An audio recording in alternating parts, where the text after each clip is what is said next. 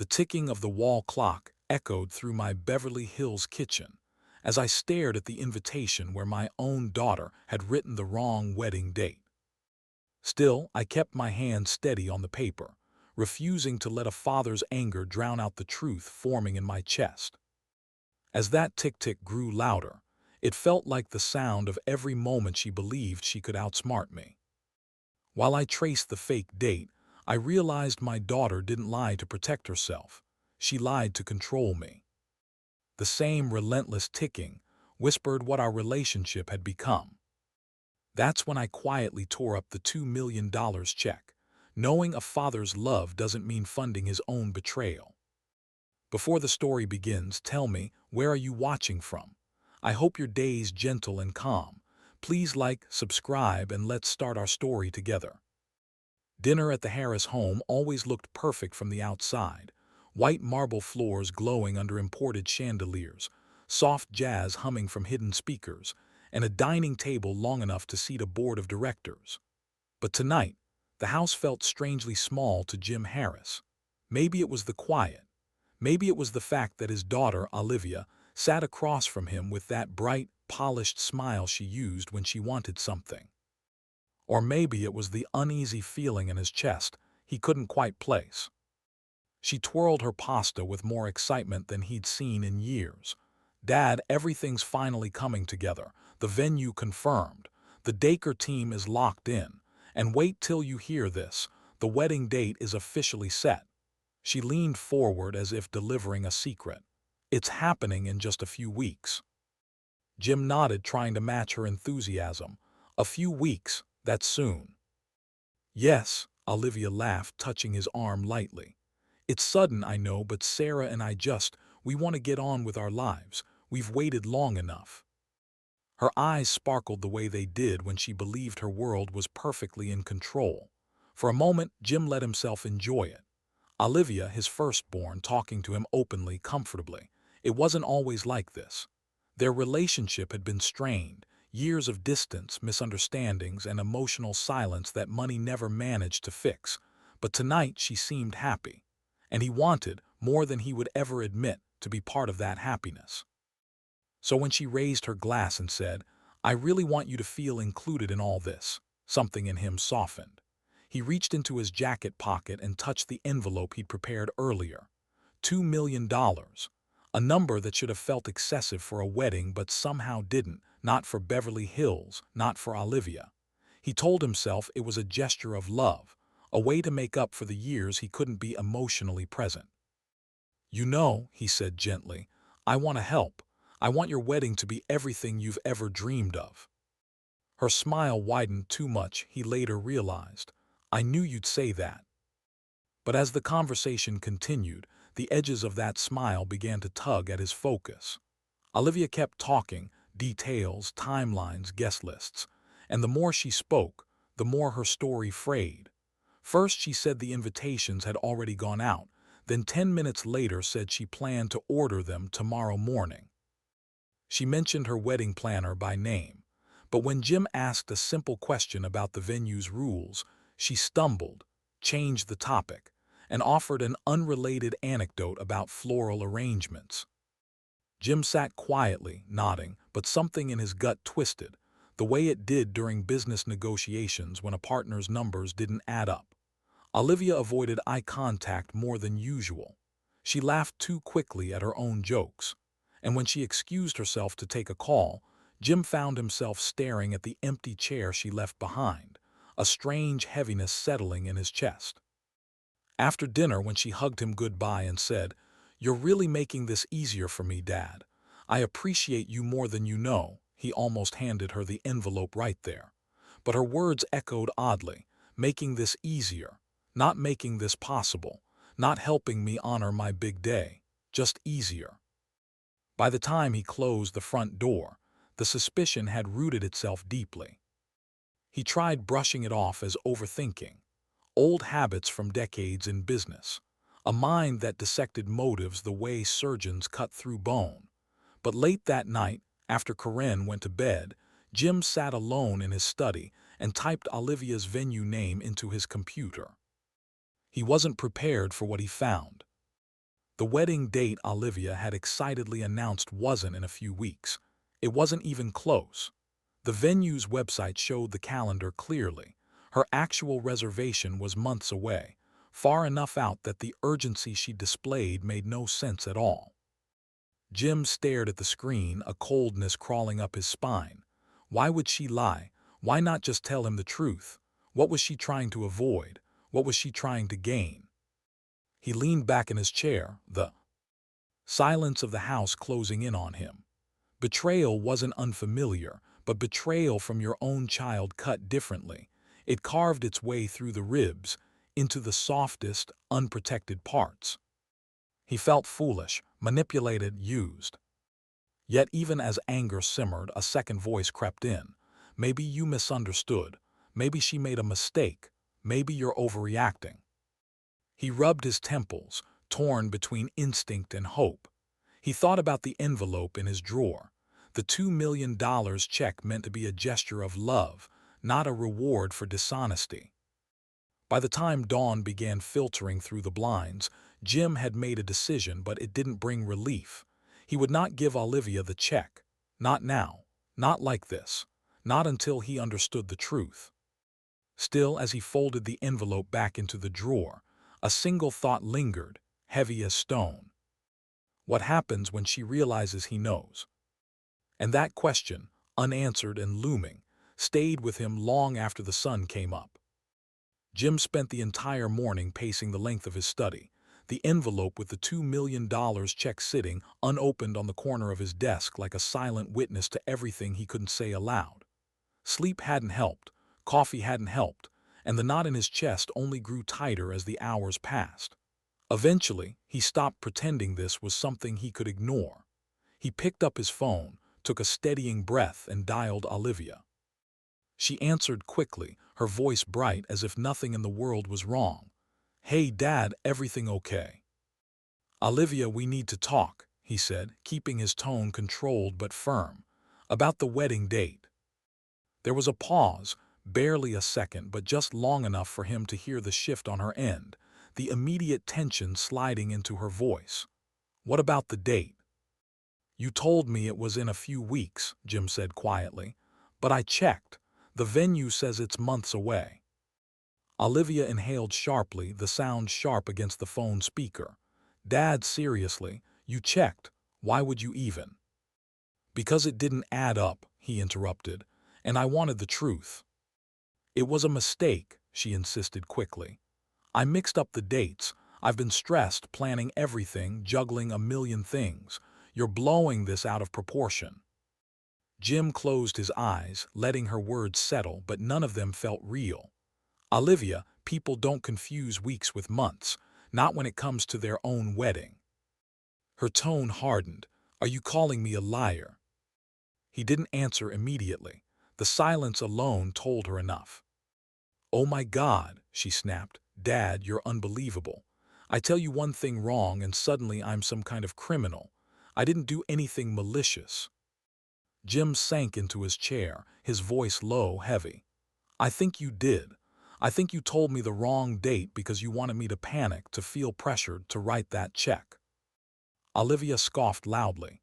"You really think I'd manipulate you for money? Seriously?" "I don't want to think it," he said, his voice breaking just slightly. "But you didn't give me much choice." Olivia's defensiveness only grew sharper. "You know what? You're just looking for reasons not to help me. You always have. Everything I do, you twist it into something ugly." Karen, hearing the raised voices from the hallway, stepped into the room.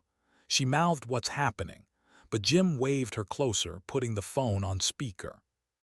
"Olivia," he said, "I'm not twisting anything. I'm telling you how it feels. You lied to me." Karen leaned forward, her voice soft. "Honey, maybe this is just a misunderstanding. Let's all calm down." But Olivia cut her off, her voice cracking. "Mom, I'm not lying. Why are you both attacking me? I just made a mistake." Jim rubbed his forehead, frustration and sadness tangled together. "This isn't about one mistake, Olivia. This feels like a pattern. You hide things. You twist them. And I'm tired of pretending I don't see it." Her breath hitched. Then came the shift. He could hear it instantly. The anger faded, replaced by something trembling and soft. "Dad, I didn't mean to hurt you. I swear I didn't. You're acting like I did this on purpose." Karen stepped closer, placing a hand on Jim's shoulder. "Jim, maybe we should just let it go," she stressed. "Weddings are overwhelming." "No," Jim whispered, shaking his head. "This matters." Olivia sniffed. "Dad, why can't you just believe me? Why can't you trust that I wouldn't do something like that?" Jim hesitated, the weight of decades pressing on him. Years of emotional distance. Years of trying to fix things with money because he didn't know how to fix them with words.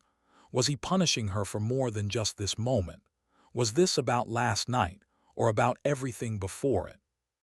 Doubt crept in, slow but relentless. Maybe he was being too hard. Maybe he was projecting old wounds onto a new mistake. He hated how tangled everything felt. He hated that this was his daughter on the other end of the phone, crying, defensive, desperate. But even rough the doubt, one truth remained solid. "Olivia," he said, steadying himself, "I need you to tell me the truth. Not excuses, not stories, the truth. Did you lie about the date?" Silence heavy, uncomfortable too long. "That's what I thought," he murmured. Her voice came back, trembling with anger. "So that's it, you're punishing me. You're holding money over my head like some test." Jim exhaled, the decision landing fully inside him. "I won't give you the check," he said quietly. "Not unless you admit what you did and you show real remorse." "Dad, this is where I stand," he said, cutting her off. "I'm not moving." Karen's hand tightened on his shoulder, and Olivia's breath turned into something between a sob and a choked-out gasp. And in the silence that followed, Jim felt it. Something shifting in the family, something that wouldn't be undone easily. Something that was only just beginning. The days after the confrontation settled over the Harris home like a cold front, slow, heavy, and impossible to ignore. Olivia hadn't come by, hadn't called, hadn't even texted. Instead, she let her presence be known through silence, a silence sharper than any words she could have thrown at Jim. When she did appear, she drifted through the house like a ghost, eyes down, jaw tight, making sure she never crossed paths with her father. Every door she closed sounded like a message. "I'm not apologizing. I'm not backing down." Jim felt every one of those messages, and each one cut deeper than the last. He tried focusing on work, on meetings, on anything that could distract him, but even the numbers he once navigated effortlessly began to blur. He couldn't shake the image of Olivia's face during their argument, the hurt, the anger, the disbelief.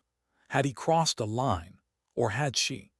The questions tangled together until he couldn't separate one from the other. At dinner, Karen attempted to keep the peace, setting the table as though a normal evening could cure the tension. But Olivia stayed in her room, and Jim barely touched his plate. The silence stretched until Karen finally put down her fork and sighed. "Jim, this isn't like her," she said softly. "She's angry, yes, but she's scared too. You holding back that check, it feels like rejection." Jim stared at her. "It's not about the money, Karen. It's about honesty." "I know that," she said gently. "But does she? Or does she think you're cutting her off, abandoning her?" The word hit him harder than she intended. Abandoning. It echoed against memories he rarely revisited. Nights he stayed at the office, birthdays he forgot, the years he thought providing financially was enough. Karen reached across the table, her voice trembling slightly. "You could lose her over this, permanently." He didn't respond. He couldn't, because as much as he didn't want to admit it, the fear was already there.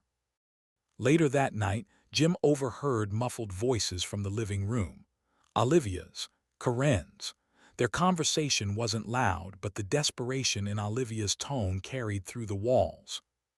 "Mom, please," Olivia whispered, her voice cracking. "Talk to him. He won't even look at me.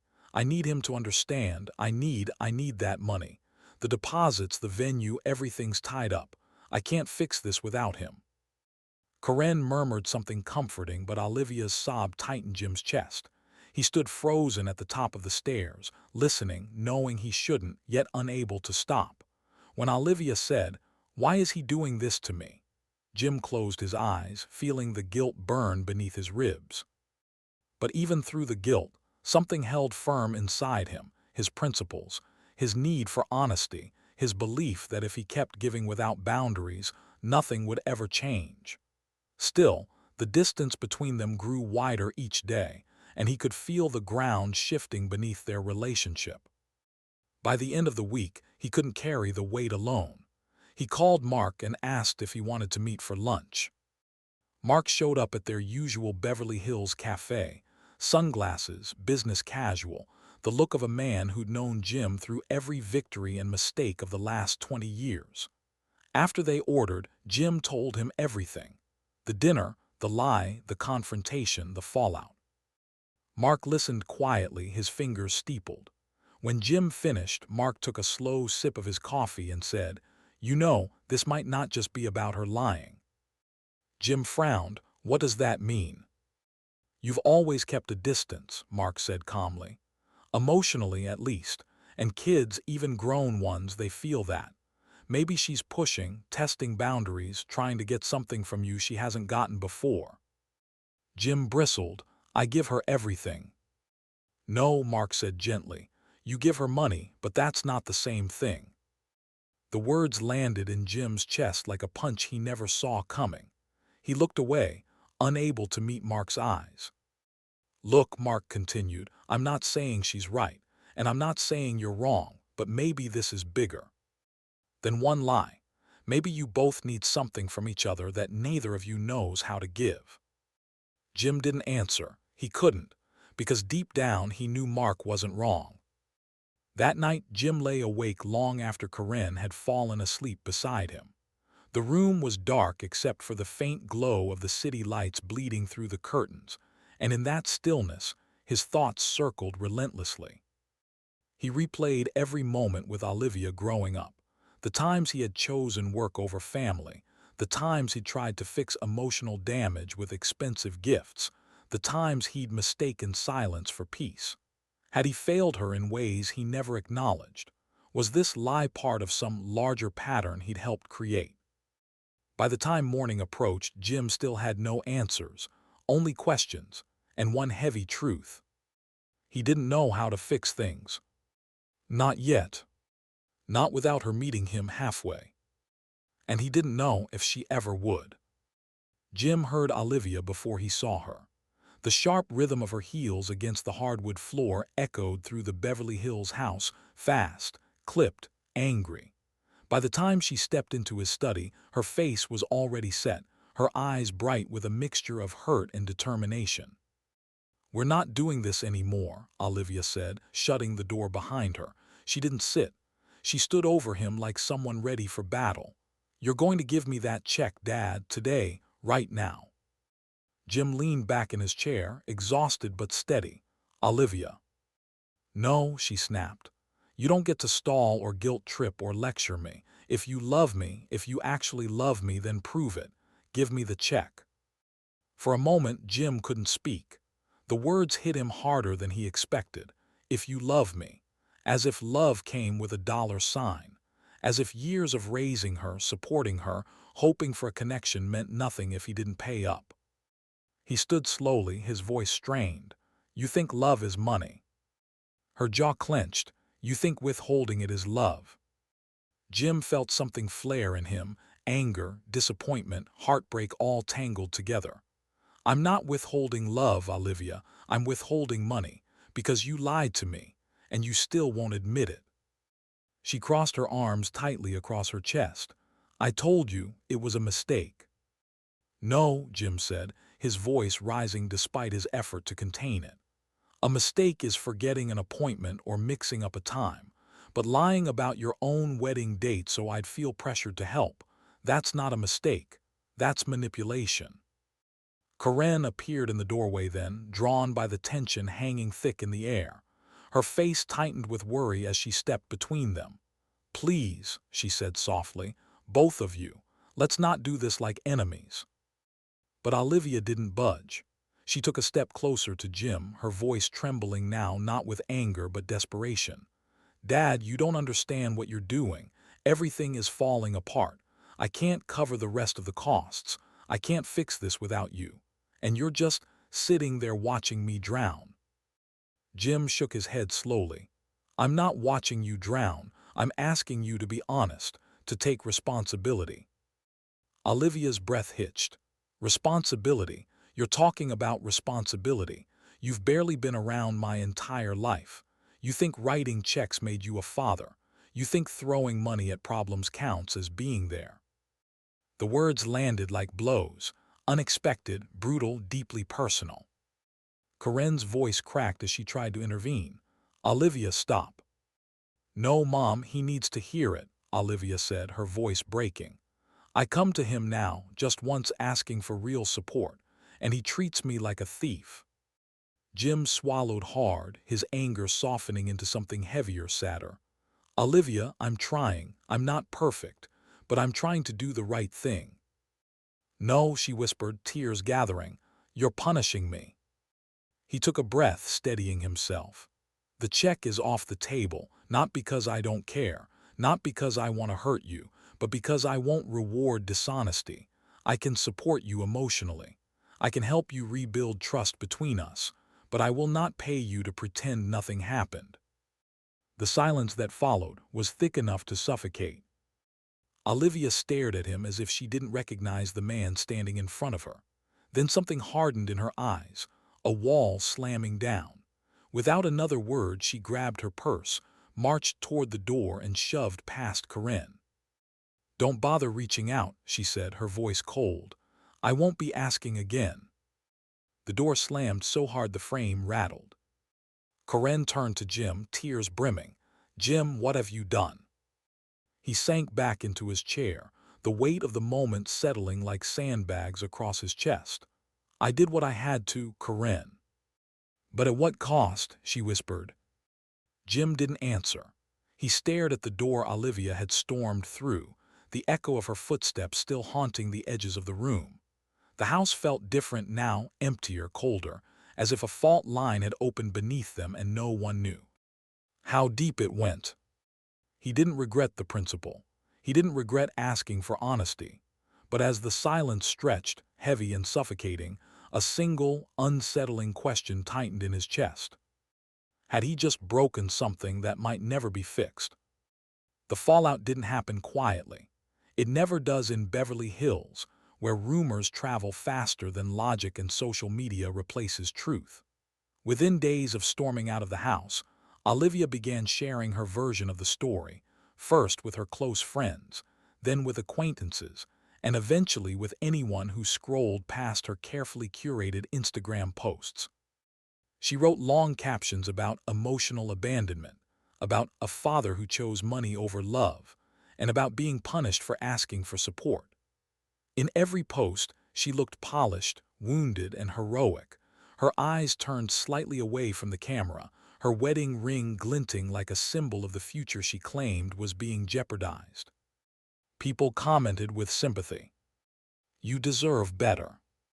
Parents shouldn't manipulate their kids. Stay strong. Your wedding will be beautiful no matter what."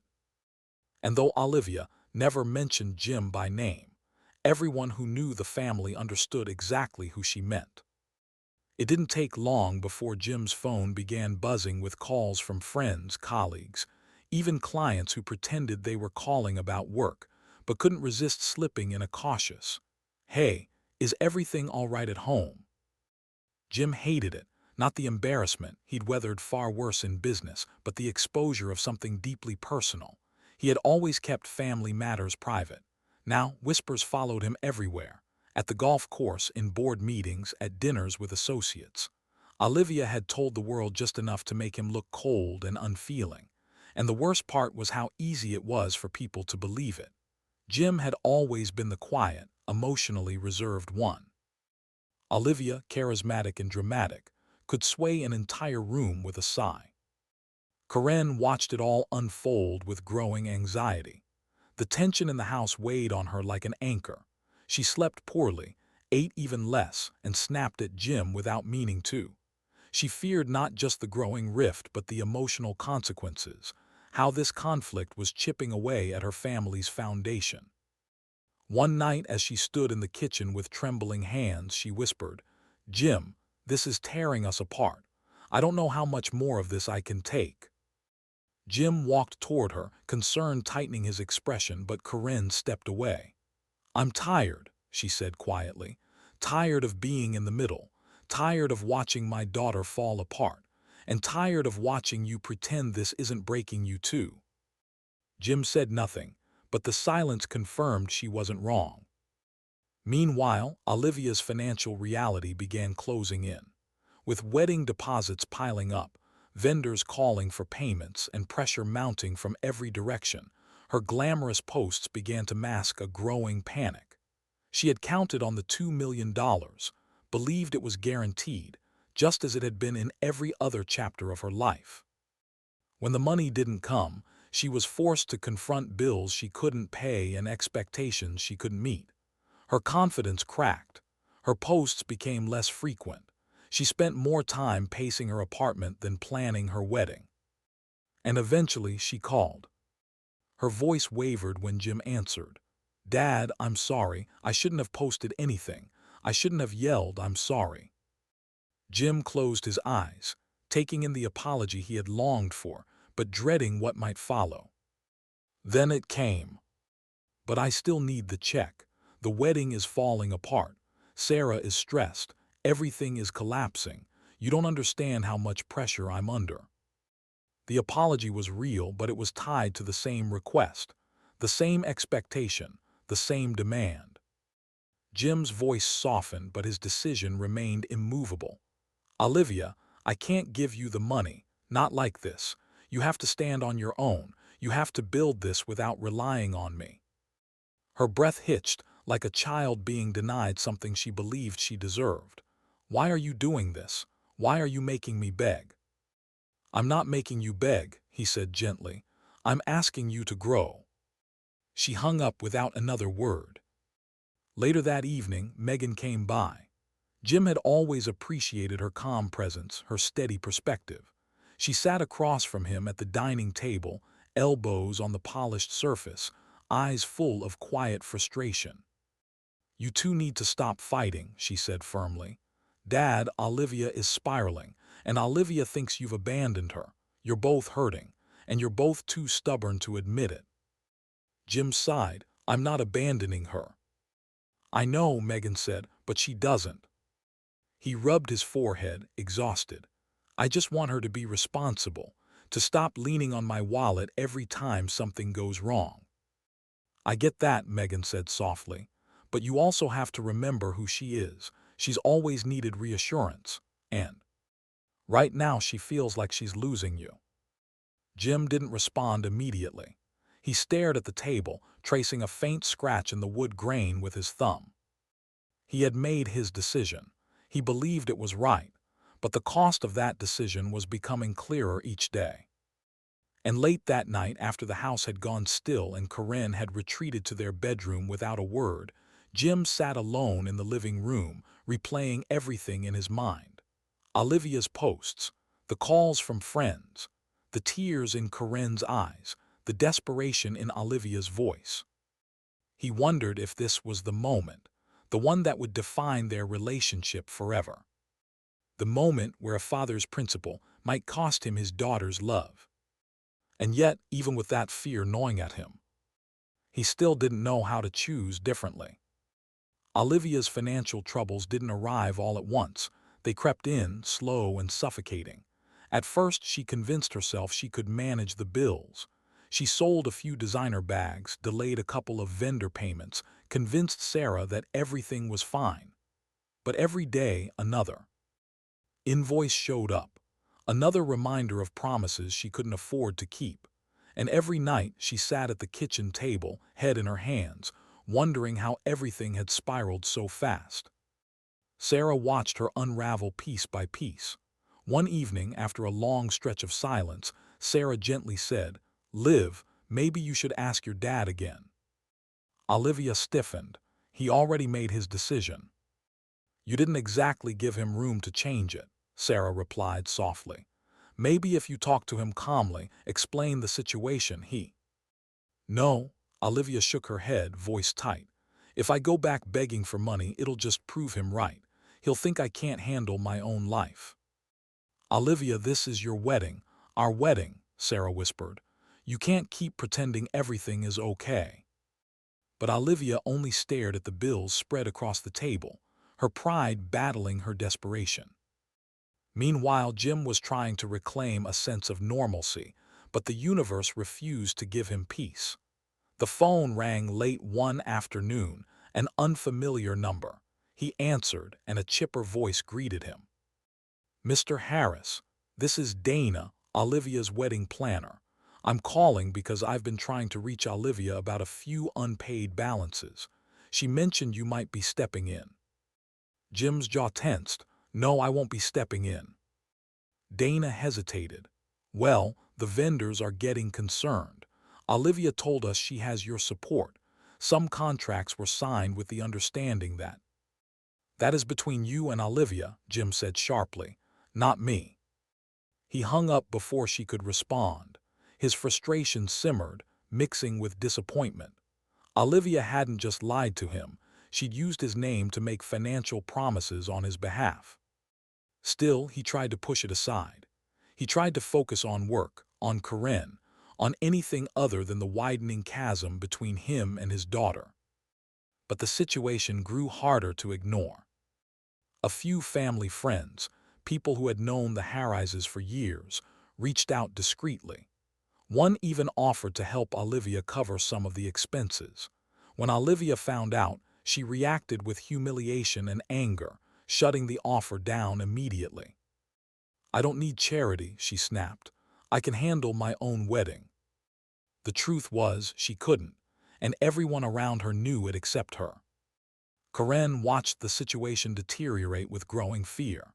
One night, she walked into Jim's study, her face pale with worry. Jim, she's drowning, Corinne whispered. She's too proud to admit it, and you know that. She needs you. Jim looked up from his paperwork, the weight of the past few weeks etched into the lines around his eyes. Corinne, she still won't acknowledge what she did. I know, Corinne said, but she's terrified. And when people are terrified, they cling to their pride. You're her father. Isn't this the moment she needs you most? Her words struck him deeply. He felt something inside him weaken, just for a moment. But then the memory of Olivia's deception slammed back into place. I can't just write a check every time she makes a mistake, he said, voice low. She's not a child, she needs to learn. Corinne sighed, defeated, or you'll lose her. That night, Jim met Mark for a drink, needing clarity more than he cared to admit. Mark listened patiently, tapping his fingers on the edge of his glass. Jim, he said finally, you're not wrong to want honesty, but you might be pushing her too far. Kids don't always know how to come clean. Sometimes they lie because they're afraid of disappointing you. She already disappointed me, Jim muttered. Mark leaned back. Maybe, but ask yourself this, are you willing to risk losing her forever just to make a point? Jim didn't answer. He couldn't, because he didn't know anymore. The next morning, things escalated in a way he hadn't anticipated. A thick envelope arrived in the mail, legal-looking, formal. Inside were copies of overdue invoices from several vendors, all addressed to Olivia but forwarded to the attention of James Harris, with a note stating they'd been informed he was the financial guarantor. Jim felt the blood drain from his face. Olivia had used his name to secure contracts she had no way of paying. His reputation was now tangled in her mismanagement. His name was being used without his consent, and the consequences were no longer limited to emotional damage. They were inching toward legal territory. By evening, Jim sat alone in the living room, papers spread out in front of him. His heart was torn between two impossible choices: preserve the principle he believed in or protect his family's crumbling image. Both mattered, both carried consequences. And as he rubbed his temples, staring at Olivia's name on each overdue invoice, One truth settled heavily in his chest. Whichever choice he made next, there would be no turning back. It was just after sunset when Olivia finally showed up at the house.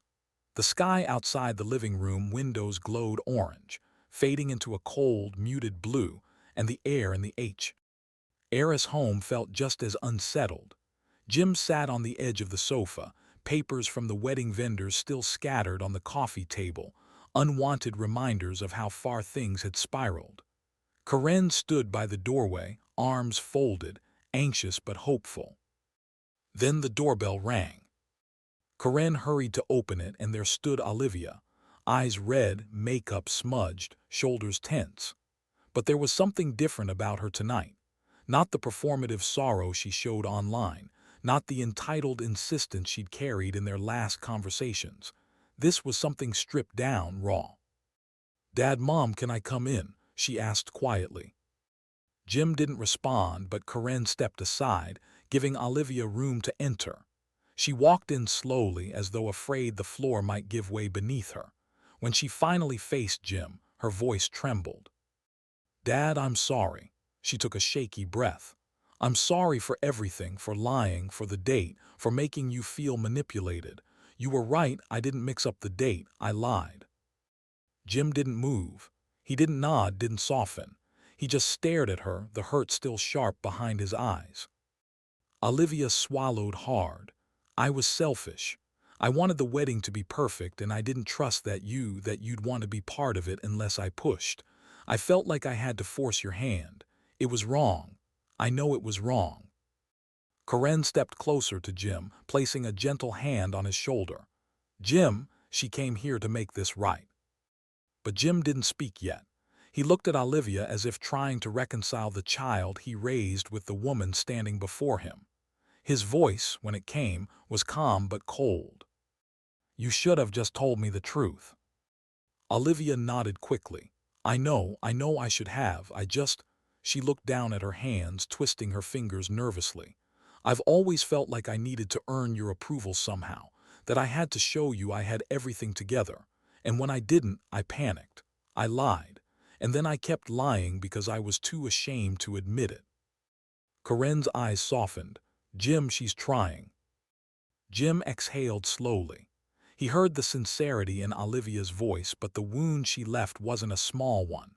Betrayal from a stranger was business. Betrayal from your own child, your only elder daughter, was something else entirely. It clung to him, heavy, refusing to loosen its grip. Olivia stepped forward, tears finally rolling down her cheeks. "Dad, I wasn't trying to use you. I was trying to hide how overwhelmed I was, and I shouldn't have.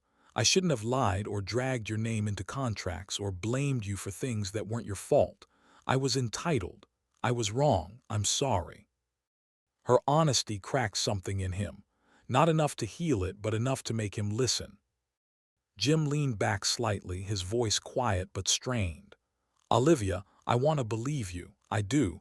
But you didn't just lie. You kept lying. You put my name on financial agreements. You let people think I abandoned you. Do you understand how hard that is for me to forgive?" Olivia wiped her eyes, nodding. "I do, and I'll fix it.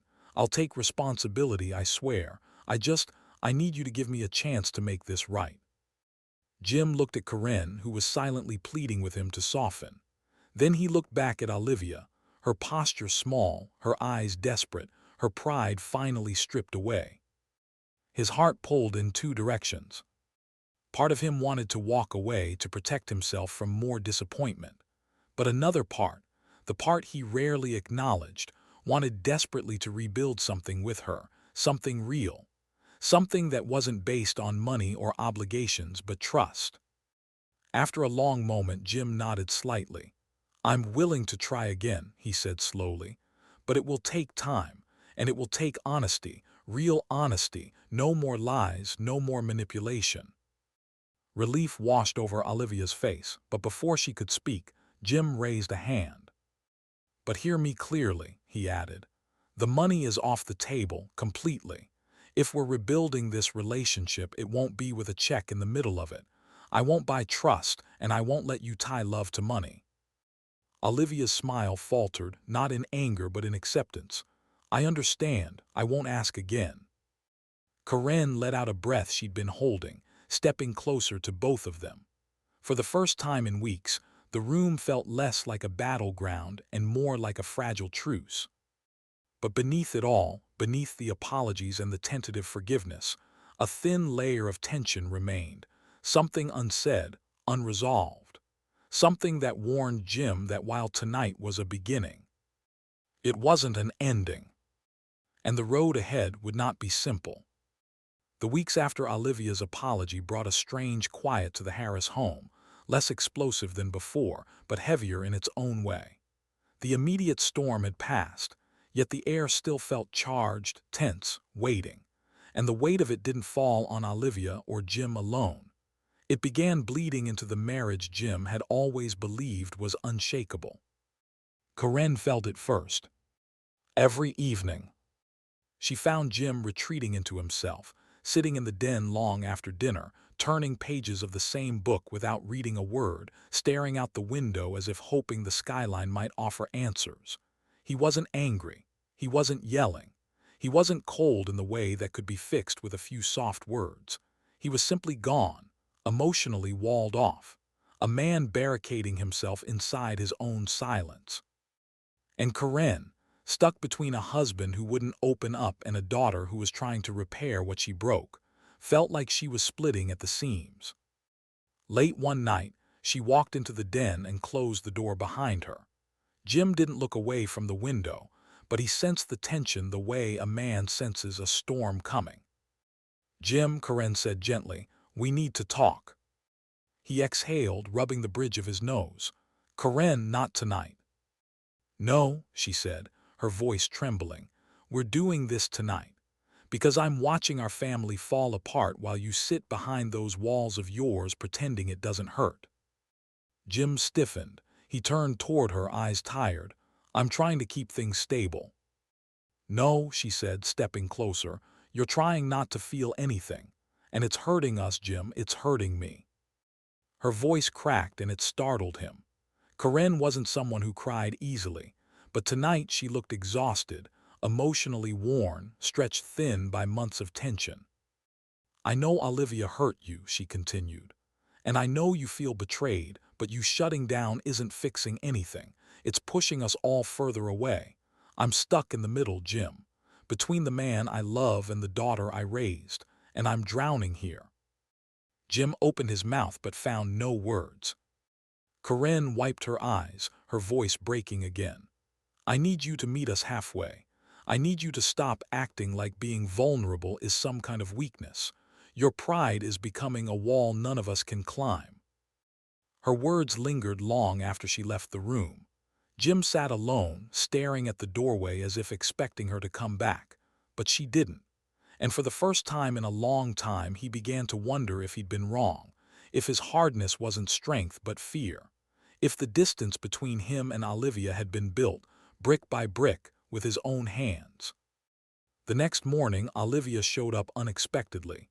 She didn't demand anything. She didn't cry or beg. She simply placed a small box on the counter, a new coffee mug with a simple message on it: "Thank you for trying." It wasn't grand, it wasn't expensive, but the gesture, humble and quiet, hit him harder than any apology she'd given.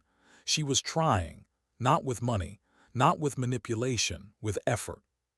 Still, Jim found himself nodding politely, murmuring a quick thank you, then stepping away as if afraid of getting too close. Olivia saw the distance. She didn't push. Instead, she left quietly, her footsteps light but heavy with unspoken hope. Later that week, Megan stopped by, sensing the emotional cracks before anyone said a word.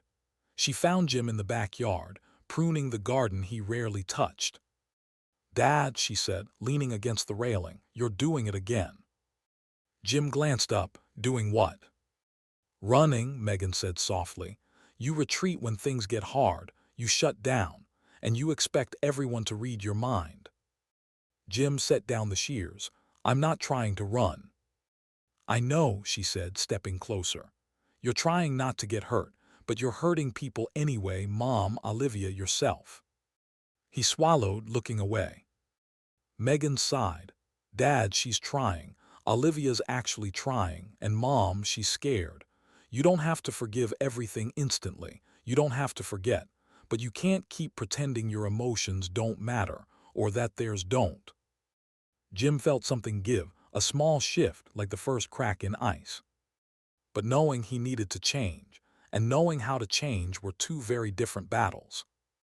That night Corinne approached him again. Her voice was softer this time, but firm.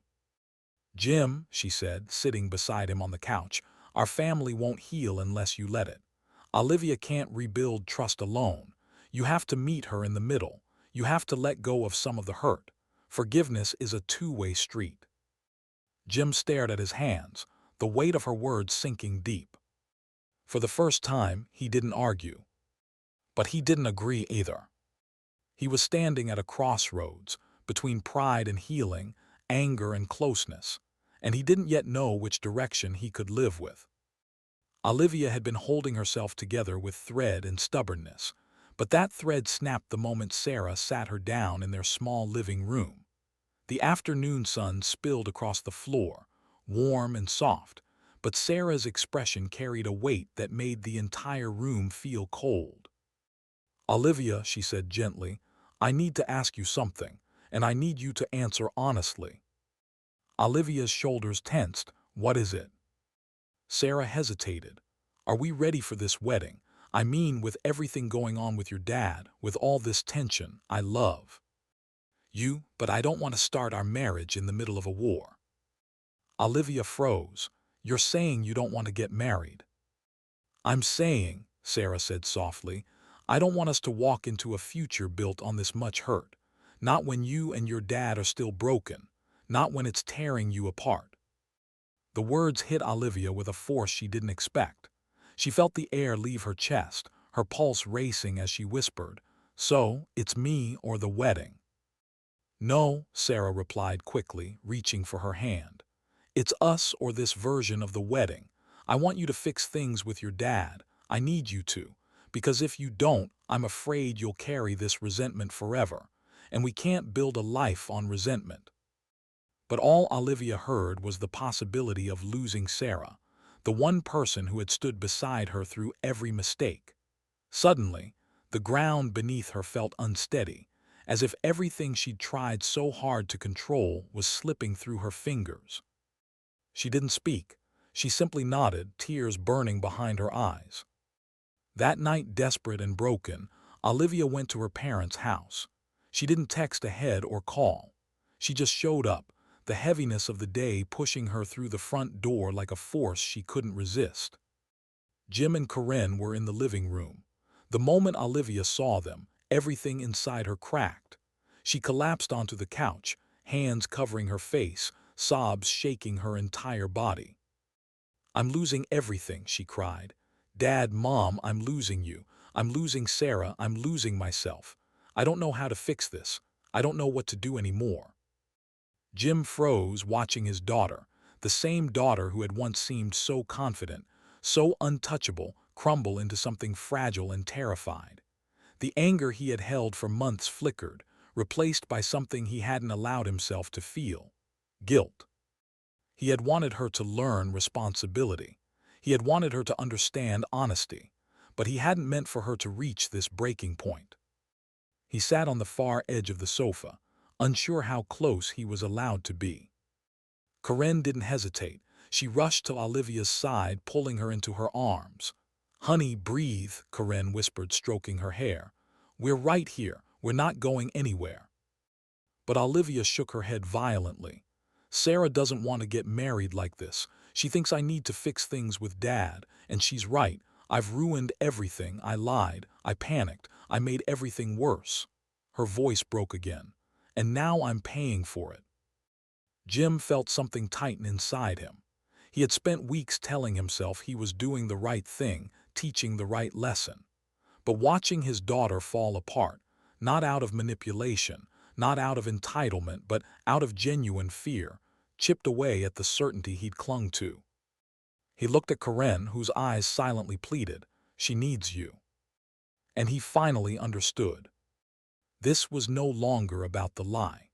This was about a daughter who had never truly understood how to connect with him, and a father who had never learned how to show her love without a check attached. Jim leaned forward, forcing his voice to soften. "Olivia, look at me."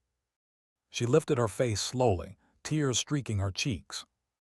"You're not losing me," Jim said quietly. "And you're not losing your family. I'm angry about what happened, yes, but I'm not going anywhere." Olivia blinked, stunned by the gentleness she wasn't expecting. "I can't give you the money," Jim continued. "Not right now, but I can give you this. I'm here. I'm willing to try. I'm willing to meet you halfway." It wasn't a dramatic gesture. It wasn't forgiveness wrapped in a miracle. It was small, honest, human. But for Olivia, it was everything. She inhaled sharply, nodding as new tears filled her eyes, tears not of despair but of relief. "Thank you," she whispered. I want to fix us. I want to earn back your trust. I want to be better." Karen squeezed her daughter's hand, pride shining through her exhaustion. Jim nodded solemnly. "Then we start here." For the first time in months, the room felt like a family again, fractured, hurting, but reaching towards something that looked like healing. But as Olivia wiped her eyes and tried to steady her breathing, Jim felt a quiet uncertainty settle in his chest. The road ahead would be long and fragile, and he had no idea if love and effort would be enough. For the first time in months, Olivia woke up with something she hadn't felt in a long time: determination instead of dread. After her breakdown at her parents' house, something inside her shifted. Pride no longer felt like armor. It felt like a trap, and she was finally ready to step out of it. So she started small. She called Jim twice that week, not to beg for money, not to argue, but to check in, to ask how he was doing, to say she appreciated him. When she visited the house, she didn't barge in demanding attention. She knocked, waited, and spoke gently. Slowly, cautiously, she began rebuilding something that had been cracked for years. And Jim noticed. Her voice carried more humility than he'd heard in her entire adult life. She took responsibility without defensiveness. She admitted her mistakes openly, sometimes through tears, sometimes through clenched breaths, but always truthfully. She apologized again, not rehearsed, not dramatic, just honest. It didn't erase the hurt, but it softened the edges. One quiet afternoon, as they sat on the patio overlooking the trimmed garden, Olivia finally said it. "Dad, I'm trying to be better. Not because I want something, but because I don't want to lose you." Jim swallowed hard.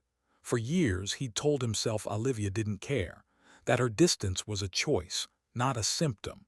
But now, watching her struggle through the vulnerability she'd avoided all her life, he realized how wrong he'd been. He turned toward her, an unfamiliar weight pressing on his chest. "You know," he began slowly, "I wasn't always like this." Olivia looked up, confused. Jim let out a shaky breath. "I wasn't always distant. I wasn't always closed off." His hands trembled slightly as he clasped them together. "But people I trusted hurt me. Business partners, family, even friends. Every time I opened up, it felt like someone took advantage." Olivia's eyes softened. "And then when you were growing up, I didn't know how to connect. I thought providing was enough. I thought giving you everything would make up for everything I didn't say. But it didn't. And somewhere along the way, it became easier to keep my guard up than risk being hurt again." Olivia's voice was barely a whisper. "Dad, I didn't know." "I never told you," Jim said quietly, "and that's on me." It was the first time Olivia had seen him vulnerable, truly vulnerable.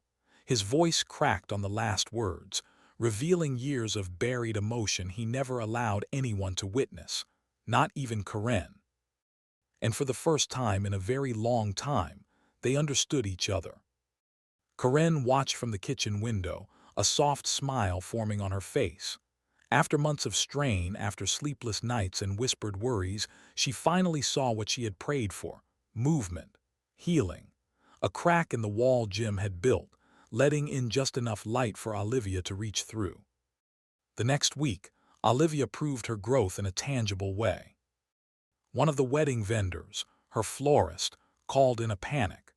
A mix-up in inventory meant they needed an immediate deposit to secure replacement arrangements. The old Olivia would have called Jim instantly, framing it as an emergency only he could fix. But this time she didn't.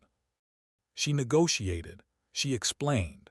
She bargained her way into a lower deposit and paid it herself, using money she scraped together by selling old furniture and cutting unnecessary expenses. It wasn't glamorous. It wasn't easy, but it was hers. When she told Jim what she'd done, he felt something unfamiliar bloom in his chest: pride. Real, unfiltered pride. "You handled it well," he said, and Olivia lit up at the praise, a warmth spreading across her face. For once, he wasn't praising her success, he was praising her effort. A few evenings later, the family gathered for dinner. Nothing fancy. No catered meals or expensive decor. Just Corinne's roasted chicken, Megan's salad, and the quiet hum of a family trying again. There was laughter, awkward at first, then real. There were small conversations that felt surprisingly comfortable. Even Jim, usually so stiff at family gatherings, relaxed enough to share a dry joke that made Olivia roll her eyes and laugh at the same time. It felt normal, something they hadn't felt in years. After dinner, when Corinne and Megan stepped inside to clean up, Jim and Olivia remained on the patio, the warm summer air settling around them. Olivia leaned back, looking up at the sky. "Dad, I know we can't undo the past, and I know I hurt you, but I'm trying to be someone you can trust again." Jim took a moment before responding. "Olivia, I can't pretend the past never happened, but I can choose not to let it control what happens next." She looked at him, eyes glossy with emotion. He continued, his voice soft, steady. "We have a chance at something better. It won't be perfect, it won't be easy, but it's possible." Olivia smiled, small and genuine, the kind that reached her eyes. "I want that too." And as they sat there, father and daughter, bruised but rebuilding, the quiet moment felt like the first true turning point. The future still had shadows, but for the first time, there was light pushing through. The morning of the wedding arrived wrapped in soft sunlight and a calmness Olivia hadn't felt in months. The venue, a quiet garden terrace overlooking the Beverly Hills, seemed suspended in a moment untouched by chaos. White chairs lined the aisle, flowers swayed gently in the breeze, and early guests wandered in with soft chatter. It should have been perfect. And in many ways it was. But beneath the polished glow, subtle currents of emotion still pulsed between the family members who had weathered storms to reach this day. Jim arrived early, dressed in a tailored gray suit that felt heavier than it looked. He stood near the entrance, watching vendors make final adjustments, watching guests trickle in, watching the world Olivia had built, imperfect, hard-earned hers. Corinne stood beside him, her hand slipping into his, her face warm with quiet relief. This day had once felt impossible. Now it felt like a miracle stitched together with forgiveness, humility, and time. But even in the beauty of the morning, Jim felt the slight weight in his chest. He loved his daughter. He was proud of her.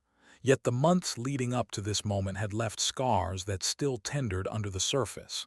He wasn't fully healed. Neither was she. But they were moving, inch by inch, toward something better.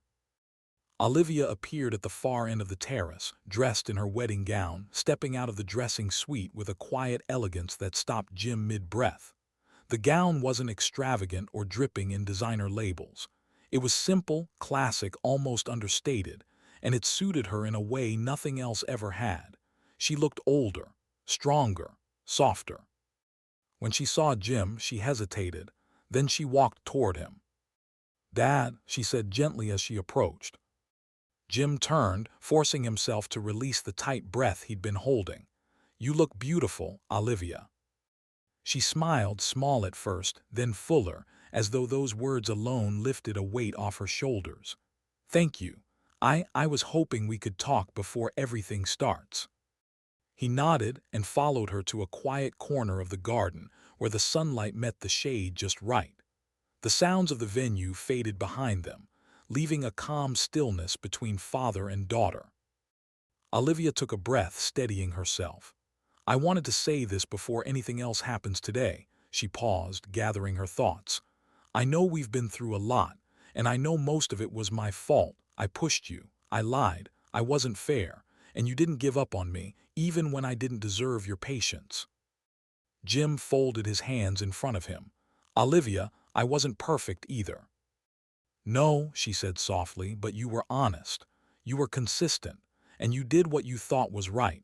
I didn't understand it before, but now I do. Your tough love, it forced me to grow, to take responsibility, to stop expecting you to fix everything for me. Her voice cracked slightly. I'm stronger because of you. Jim felt something loosen inside him, an ache he'd kept buried finally releasing a bit of its grip. I didn't want to hurt you, he murmured. I know, she said gently. And you didn't, not really. You pushed me to become the woman I should have been a long time ago. He let her words settle, warm and heavy in his chest. After a moment, he reached for her hand. Olivia, I can't promise I'll always know the right thing to do, but I can promise this, I'll always support you, not with money but with what matters. Her eyes glistened, but she didn't cry. She just nodded, squeezing his hand once firmly. That's all I ever needed. A few steps away, Karen watched them with a trembling smile. She had seen every fracture, every argument, every night that ended in worry instead of sleep. And now, watching Jim and Olivia share a quiet moment of forgiveness, she felt something bloom inside her, a sense of peace she hadn't dared hope for. She wiped a tear and whispered to herself, finally. Megan joined her a moment later, leaning close as she observed the scene. They're different, Megan said quietly. Not perfect, but different. It's good to see. Karen nodded. It's a blessing to see. When the ceremony began, the family took their places. Jim didn't walk Olivia down the aisle. She had chosen to walk alone, a symbol of the independence she fought to build. But halfway down the aisle, she paused, turned her head just slightly, and looked at her father with a small, grateful smile. Jim's throat tightened. She didn't need him to accompany her physically. She needed him to witness her growth, and she gave him that honor. The ceremony itself unfolded with gentle beauty, vows spoken with trembling sincerity, a small circle of family and close friends watching with full hearts. Sarah's voice cracked as she expressed her love. Olivia's voice steadied as she responded, her eyes warm and sure. When the officiant declared them married, applause rippled through the terrace. Karen clapped with both hands over her heart. Megan cheered. Jim simply watched, steady and proud, the moment settling into him like fresh breath. And as Olivia and Sarah shared their first embrace as a married couple, Jim felt something shift inside him, subtle but real. The past wasn't erased, but the future. For the first time in a long time, it felt possible. In the weeks leading up to the wedding, Olivia immersed herself in the behind-the-scenes chaos, phone calls, vendor meetings, payment schedules, contract revisions. She filled her planner with scribbled notes, deadlines, and backup plans, moving with a focus Jim hadn't seen in her since she was a teenager studying for college entrance exams. It wasn't the frantic scrambling he once associated with her. It was calm, steady responsibility. She returned calls the same day. She renegotiated prices. She apologized when she needed to, and problem-solved when others dropped the ball. And through it all, she didn't ask him for a cent. Jim watched from a careful distance, not in a suspicious way, though a small part of him still guarded itself, but with a quiet, growing respect. He'd seen Olivia buckle under pressure before, using panic as a shortcut to get what she wanted. But now, she was handling the weight with grace. Each day, he felt the grip of his old doubts slacken just a little more. But trust wasn't rebuilt overnight. One evening, as Jim reviewed paperwork in his home office, Karen appeared in the doorway with a soft smile. "You've been watching her," she said gently. Jim set down his pen. I just want to make sure she's not drowning. She's not, Karen assured him, walking over and resting a hand on his shoulder. She's growing. You can see it. And she's doing it because she wants to, not because you're forcing her to. Jim exhaled, rubbing the back of his neck. I know, it's just hard to trust completely after everything. Karen squeezed his shoulder. Then trust her enough to give her room. She's earned at least that. Later that night, as they sat around the living room, Megan chimed in too. She curled up in an armchair, studying her father with that perceptive gaze she'd inherited from him. Dad, she said, I love you, but you're watching Olivia like she's a student taking an exam you designed. Jim raised an eyebrow. I'm not testing her. You kind of are, Megan said with a quiet laugh. And I get why. You're scared she'll slip back into old habits, but if you keep looking for cracks, you'll miss how hard she's trying not to create any. Her words pierced deeper than he expected. She needs to prove herself, Megan continued, but she also needs you to believe she can. Trust requires both.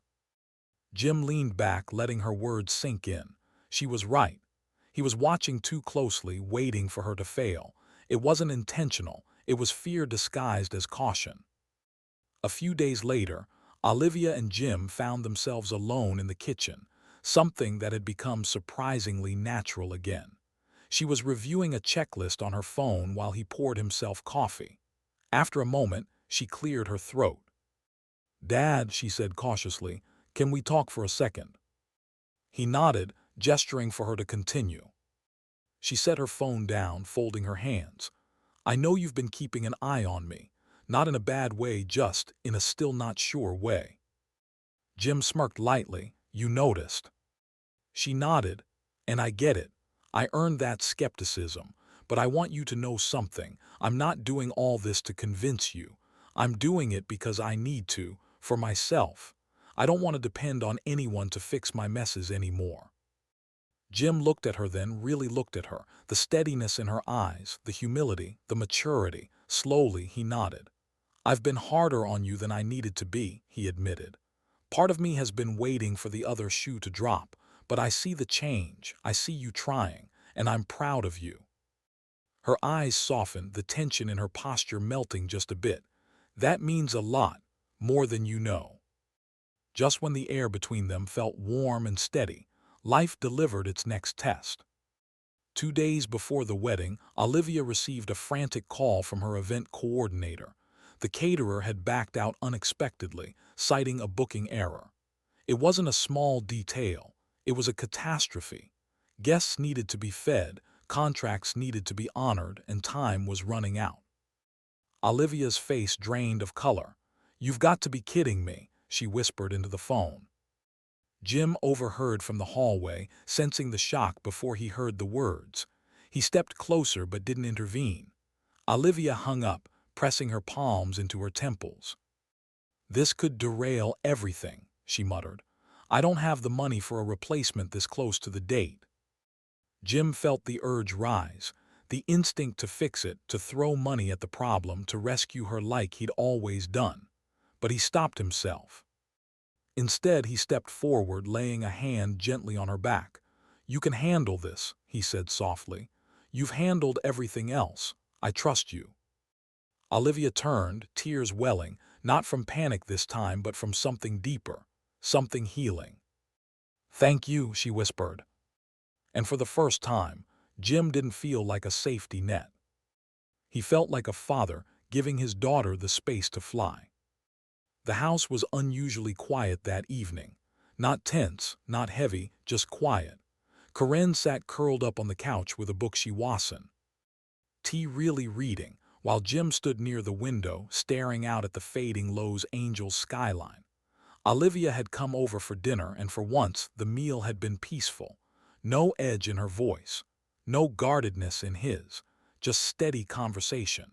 It felt like the beginning of something, but also like a bridge none of them were sure how to cross. After dinner, Megan excused herself to wash dishes, and Karen disappeared into the living room, leaving Jim and Olivia in the dining room alone. Olivia lingered, smoothing out the tablecloth absent-mindedly, as though searching for the courage to say something hard. "Dad," she said softly. Jim glanced up. You've been different lately." She paused, choosing her words carefully.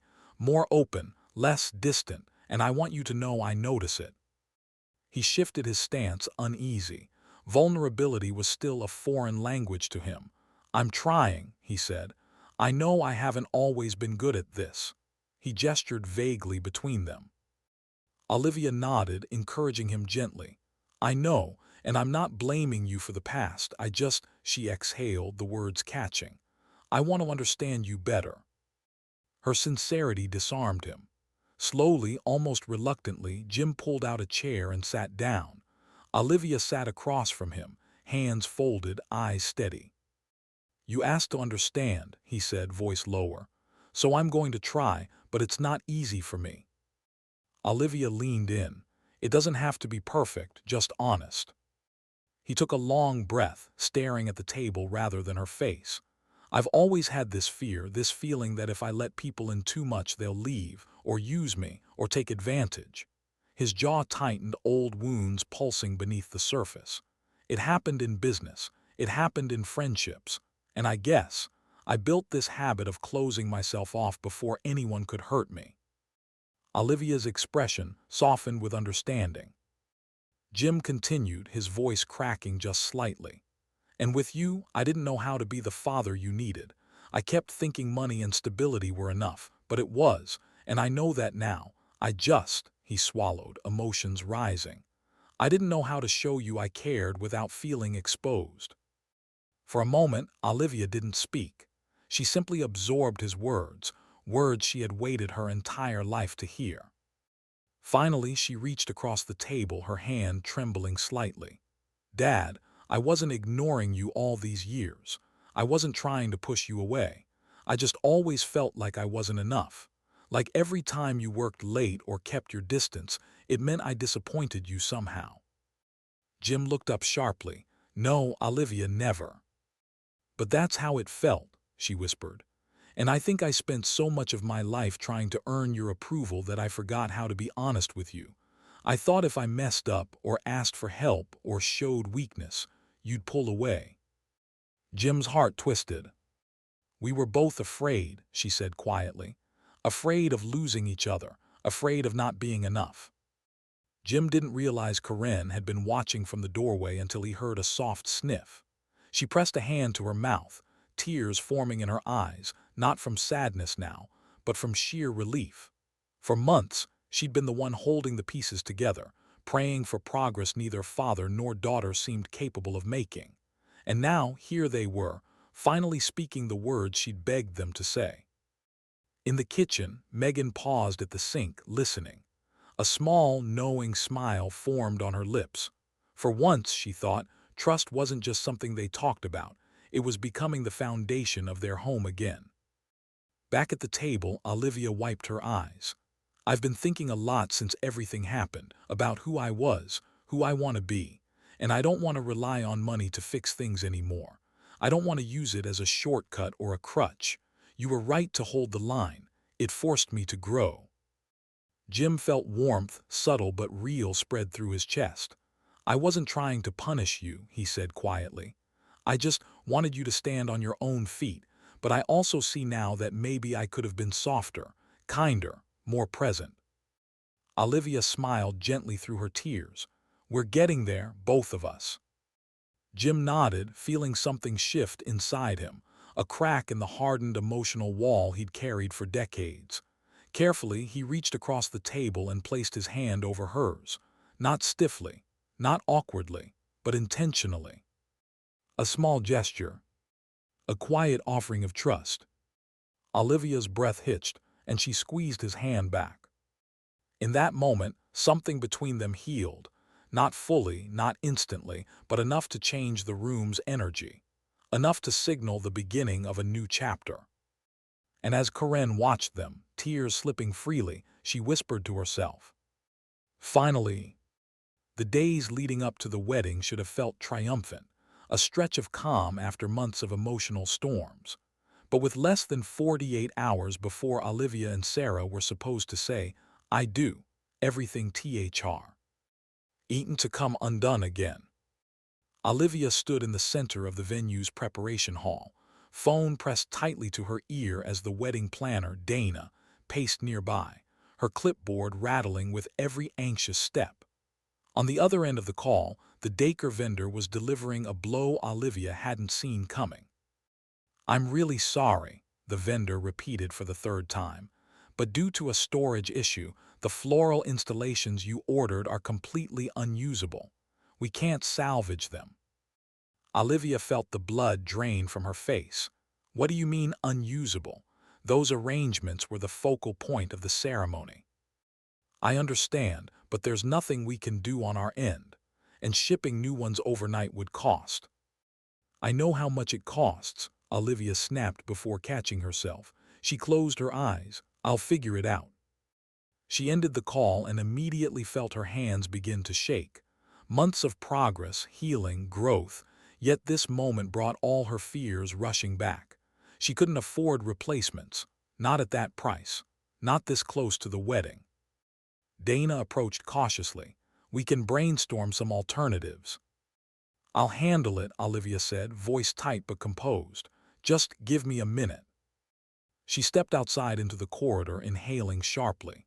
Her mind raced back to every mistake she had made, every lie, every disappointment she had given her father, and she felt that old, familiar urge rising again, to run to him, to let him fix it with a check, to surrender to the easy path. She took out her phone. Her finger hovered over Jim's name. "He'd help if I asked," she thought. "He'd hate that I'm struggling." But she also knew the truth. He'd refuse the money, not out of cruelty, but because he wanted her to trust herself. And deeper still, she wanted to trust herself. Still trembling, she pressed his number. Jim answered after one ring. "Olivia." She tried to steady her voice. "Dad, I have a situation." Jim listened as she explained the crisis. His silence on the other end wasn't judgment. It was the sound of a man torn between instinct and intention. When she finished, he spoke gently. "Olivia, I'm sorry you're dealing with this, really, but I can't step in financially." His words weren't cold. They weren't distant. They were firm but laced with genuine empathy. "But," he added, "I'm here. Whatever you need emotionally, support, advice, someone to listen, you have that. But the solution, that's something you can handle. I know you can." Olivia closed her eyes, feeling tears prick behind them. Not tears of frustration, tears of understanding. Okay," she whispered. "Thank you." When she hung up, she stared at her reflection in a window, red eyes, trembling breath, and a woman trying to decide who she was going to be. "You asked for independence," she reminded herself. "This is what it looks like." So she wiped her eyes, straightened her shoulders, and turned back toward the hall with a new resolve. "Dana," she said, voice controlled, "we're going to fix this. What are our options?" Dana blinked, surprised. You're not calling your dad or Sarah." "No," Olivia said firmly. "We're solving it ourselves." The next 2 hours were chaos. They called 3 backup vendors, none available. Dana suggested renting artificial arrangements. Olivia rejected it. Finally, Dana remembered a local boutique florist known for last-minute event rescues. The owner, after hearing the desperation in Dana's voice, agreed to meet them within 30 minutes. Olivia and Dana rushed across town, negotiated fiercely, and secured a set of elegant, minimalistic floral displays. Nothing like the extravagant install originally planned, but somehow more fitting. Simpler, more authentic, more her. When they returned to the venue, Jim was already there with Corinne and Megan, helping set up chairs. He turned when he heard Olivia enter and paused. Her face showed exhaustion, but also something stronger, a steadiness he wasn't used to seeing. "How'd it go?" Jim asked. Olivia smiled, just a small, tired curve of her lips. "It's fixed. We found a backup florist. It's not what I originally planned, but it's going to work." Jim nodded slowly, a warmth rising in his chest. You handled it well. The pride in his voice caught her off guard, and for a moment she felt the sting of tears again. But this time, she let them fall with quiet dignity. That evening, as the venue finished prepping, Jim watched Olivia from across the space, directing workers, reviewing seating charts, adjusting details. She moved with purpose, not panic, with confidence, not entitlement. He leaned toward Karen and whispered, "She's grown." Karen squeezed his arm, "Because you let her." By the time the sun dipped below the hills, the venue had transformed. Not perfectly, not extravagantly, but beautifully. The crisis was handled, the wedding was saved. And Olivia, through grit, humility, and determination, had proven to herself and to her father exactly who she was becoming. The evening after the wedding crisis felt strangely calm, as if every emotion that had been building, fear, pride, frustration, hope, was now simmering beneath the surface, waiting for the right moment to break open. The Harris family gathered in the living room, a space that had witnessed years of silent distance and unspoken tension. Tonight, though, something different lingered in the air. Readiness. Not comfort, not certainty, but readiness. Olivia sat on the edge of the sofa, wringing her hands, her posture small but determined. Jim stood near the window, arms crossed, not defensively but in quiet anticipation. Karen hovered between them, worried yet hopeful. Megan settled into the armchair with a steadying presence, sensing the emotional battle about to unfold. Olivia was the first to speak. "Dad," she said, her voice trembling but clear, "I know I've apologized before, but tonight I want to say it the right way." She inhaled deeply, steadying herself. "I'm sorry, not just for the wedding date, not just for the chaos. I'm sorry for the distance I created between us over the years." Jim's brow shifted slightly, but he didn't speak. Olivia continued, her voice cracking under the weight of sincerity. "I blamed you for things I didn't understand. I acted like you owed me everything when the truth is, I didn't know how to be close to you, and instead of admitting that, I pushed you away. I hid behind anger, entitlement, pride, anything except the truth. And the truth was that I wanted your approval so badly that it terrified me." Her eyes filled, but she didn't look away. "I've been unfair to you. I've lied. I've manipulated situations just to feel in control, and I hurt you more than I ever meant to. I'm sorry, Dad, for all of it." Jim's chest tightened, her words hitting the rawest parts of him. He looked down at the floor, struggling to find breath. Karen stepped closer, her voice gentle. "Jim." He lifted his head slowly, his expression vulnerable in a way Olivia had rarely seen. "I need to say something too," Jim said quietly. "Something I should have said a long time ago." He walked toward Olivia, stopping only a few feet away. "I haven't been the father I should have been. I thought providing was enough. I thought being steady and strong meant not showing anything that hurt me. But what I didn't realize was that I was shutting you out. And Karen. And everyone." Karen's lips parted slightly as emotion flickered across her face. Jim continued, "I've always been afraid of being hurt again, afraid that if I opened up, someone would use it against me. That fear made me cold. It made me distant. And you paid the price for wounds you didn't cause." Olivia shook her head, tears slipping down her cheeks. "Dad, you don't have to explain." "Yes," Jim said, his voice firm but soft. "I do, because my silence hurt you just as much as your mistakes hurt me." Karen stepped forward, placing a hand on both of their shoulders. "This, right here, is what needed to happen, but it can't be a one-time thing. Healing isn't a single conversation. It's work. It's choosing each other over and over again." Megan leaned forward, her tone calm but resolute. "You both have to let go of the scorekeeping, of who hurt who worse. It doesn't matter anymore. What matters is whether you're willing to rebuild, and rebuilding requires forgiveness." Olivia nodded, wiping her cheeks with the back of her hand. "I want that. I want to rebuild. I take responsibility for everything I did. I don't blame anyone else. I was wrong. And if you give me a chance, I promise you I will be better, not for a reward, not for the money, for us.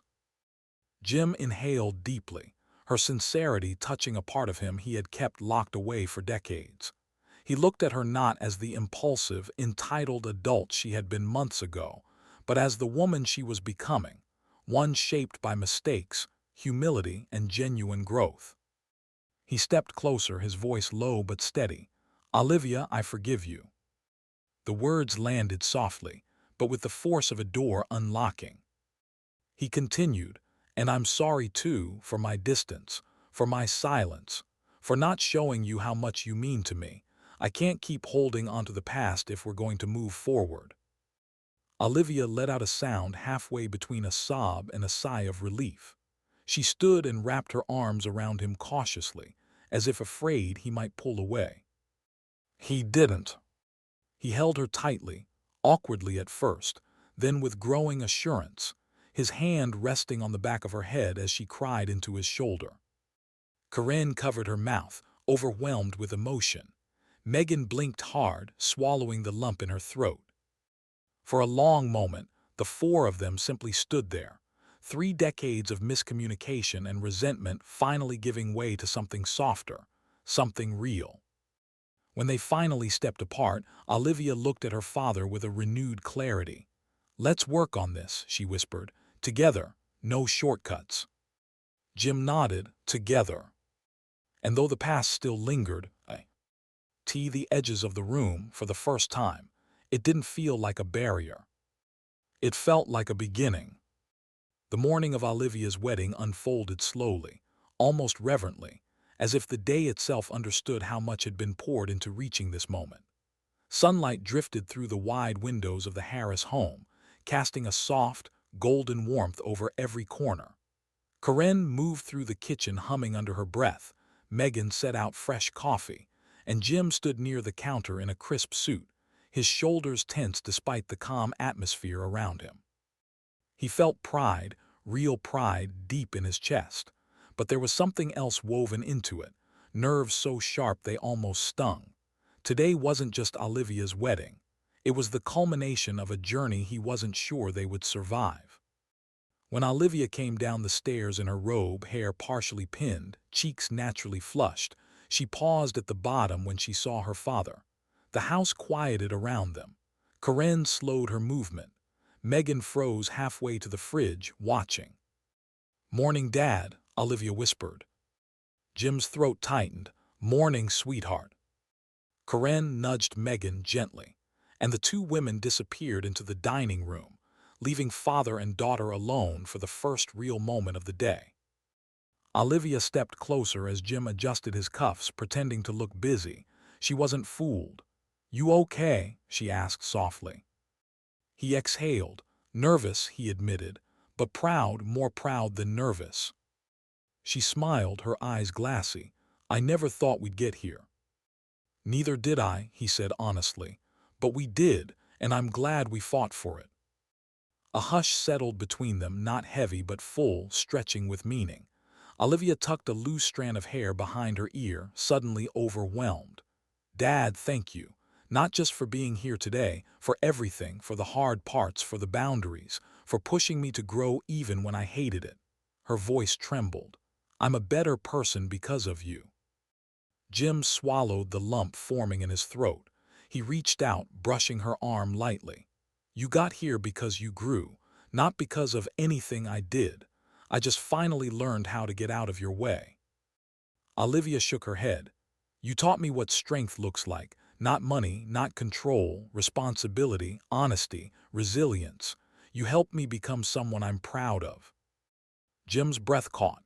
It had been years, decades maybe, since he'd felt this seen by his own child. Corinne peeked around the corner then, eyes shining with happiness. She stepped into the room, clasping her hands together. "Look at you two," she said, her voice thick. "I've been praying for this, for both of you." Olivia laughed softly, wiping her eyes.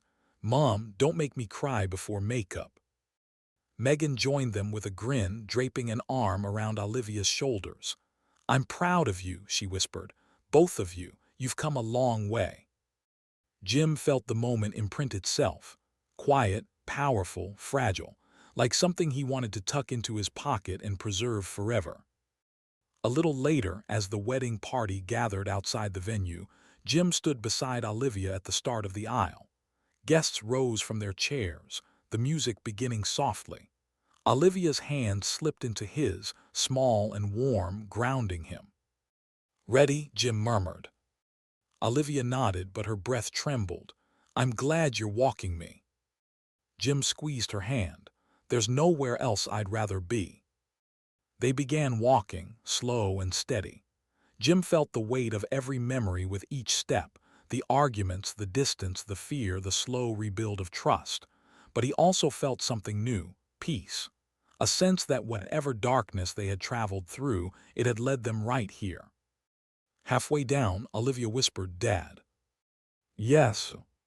Thank you for not giving up on me." He didn't trust himself to answer. He simply squeezed her hand tighter. At the altar, he let go symbolically, emotionally, watching Olivia step forward into a new chapter.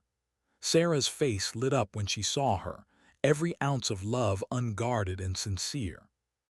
The ceremony unfolded like a quiet dream, vows exchanged, tears shed, a promise whispered into the soft California air. Jim felt pride swell inside him, not the pride of a wealthy provider, but the pride of a father who had watched his daughter fight her way into maturity.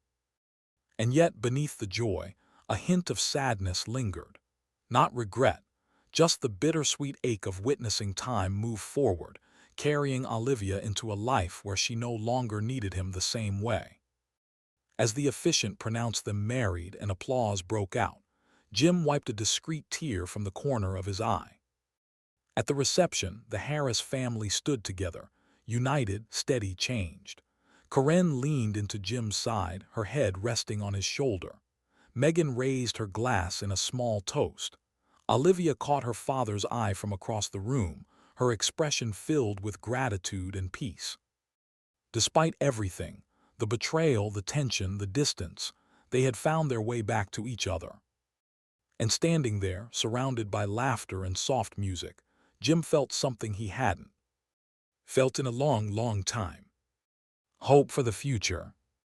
The morning after the wedding felt quieter than any morning the Harris family had experienced in months. Not empty, quiet. A soft, earned quiet, the kind that comes after a storm finally burns itself out. Jim sat at the kitchen table with a cup of black coffee, staring out the window at the soft Beverly Hills sunrise. He replayed yesterday in his mind. Olivia walking down the aisle, the vows, the laughter, the way she looked at him during the reception with gratitude instead of resentment. Corinne stepped into the kitchen, still wearing the glow she'd carried all night. "You're up early," she said gently, placing a hand on his shoulder. "Couldn't sleep," Jim admitted. "Too much on my mind, but for once it's not bad." Corinne smiled. "It was a good day." Jim nodded slowly. "Better than I expected." Across the city, Olivia and Sarah were unpacking wedding gifts in their new apartment, their laughter drifting through the small space like soft music. Olivia paused as she unwrapped a ceramic vase, a gift from her father. Simple, elegant, nothing extravagant. But inside it she found a handwritten note. "Proud of you. Keep trusting yourself." Her breath caught. Even now, even after the healing and reconciliation, his words meant more than she wanted to admit. She showed the note to Sarah, who kissed her forehead. "You earned that," Sarah whispered. But Olivia knew earning trust was only the beginning. She was determined to keep proving herself, not out of fear anymore, but out of love. Love for Sarah, love for her family, and love for the woman she was becoming. Meanwhile, back at home, Jim finished his coffee and leaned back in his chair. For years, he'd thought of his role as a father in purely transactional terms: provide, solve, protect. But something shifted during the wedding. The way Olivia looked at him, the gratitude in her voice, the strength she'd shown through every setback. He realized that emotional support required more courage than writing checks ever had, and he was finally learning to show it. Corinne entered with two plates, setting one in front of him. "You know," she said, I think she still needs you, just differently now." Jim looked up at her. "I know, and I'm finally okay with that." Karen sat beside him, relief softening her features. She had spent years trying to hold the family together while Jim hid behind stoicism and Olivia hid behind anger. Now she could finally breathe. "You two are doing better," she said. "You're becoming partners in this relationship." Jim chuckled softly. "Took us long enough." In the living room, Megan scrolled through wedding photos on her phone, smiling to herself. She saw shots of Olivia hugging their father, of Jim giving a speech that, while brief, carried genuine emotion, and of Corinne glowing with quiet joy.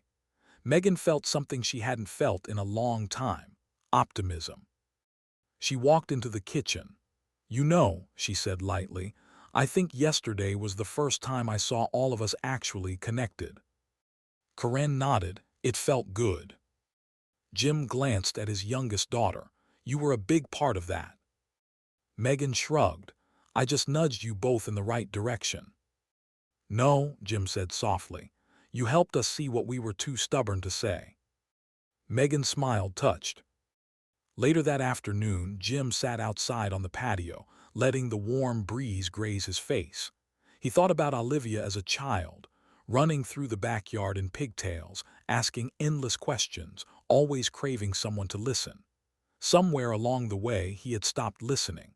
But now he felt something unfamiliar but welcome settle over him: peace. Not the peace of avoidance, not the peace of emotional numbness. A deeper peace. The peace of understanding. The peace of letting go. He realized he didn't have to fix everything. He didn't have to protect Olivia from every mistake. He didn't have to control their relationship. He simply had to show up, honestly, vulnerably, consistently.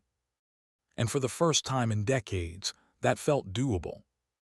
That evening, Olivia called. When Jim answered, her voice was soft but sure. "Dad, I just wanted to say thank you again, for yesterday, for everything." Jim leaned back, letting the moment sink in. "You don't have to thank me for being your father."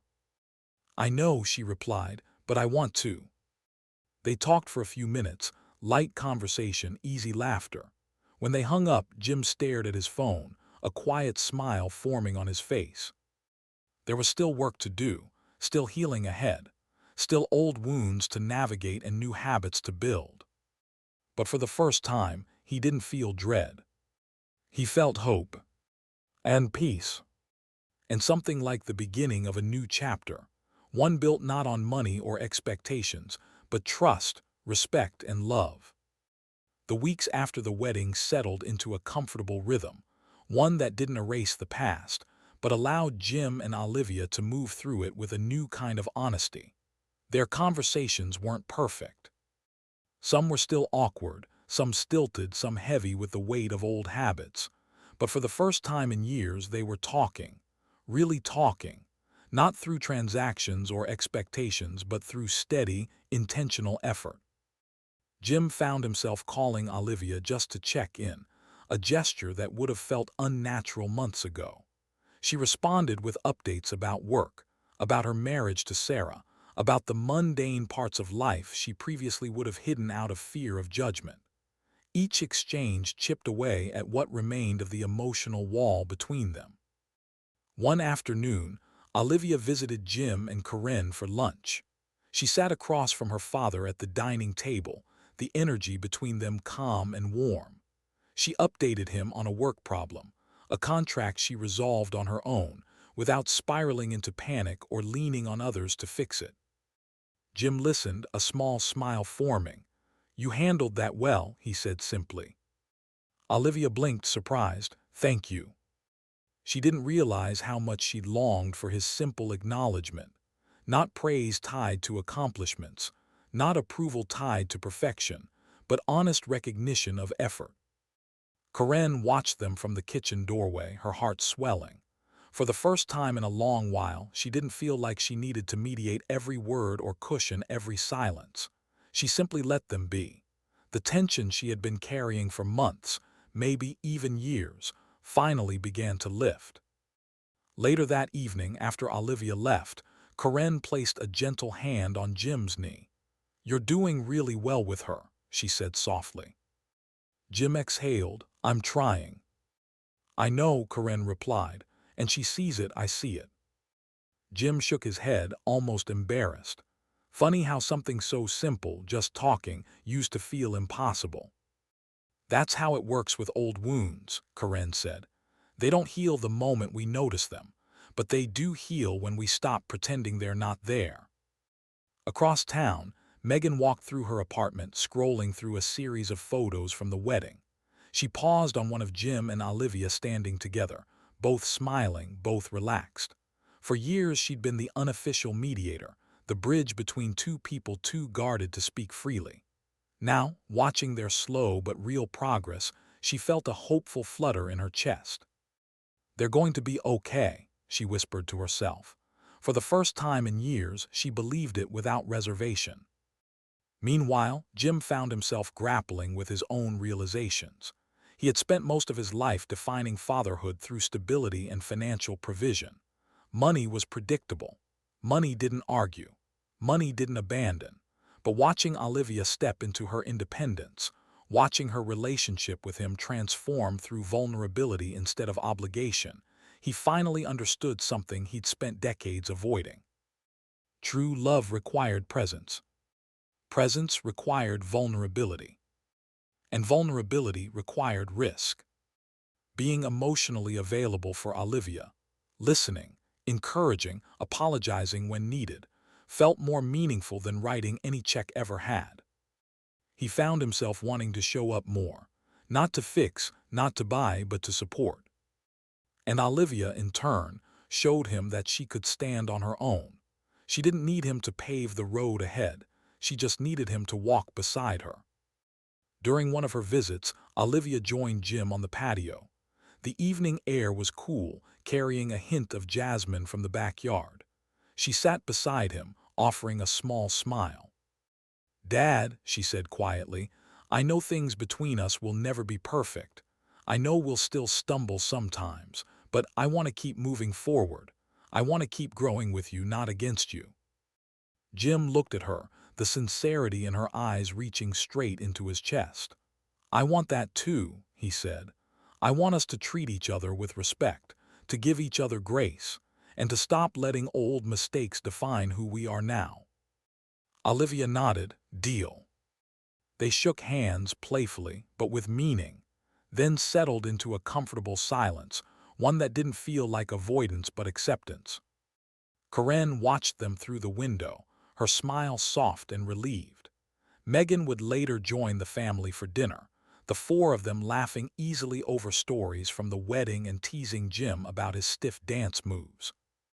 And as the sun dipped behind the hills, painting the sky in hues of orange and gold, a shared feeling settled over them. Light, warm, hopeful. They weren't a perfect family, but they were trying. And for the first time in years, that was enough. Jim stood alone on the back patio just after sunrise, the sky washed in soft pink and gold. The world felt unusually still, as if waiting for him to take a breath he hadn't realized he'd been holding.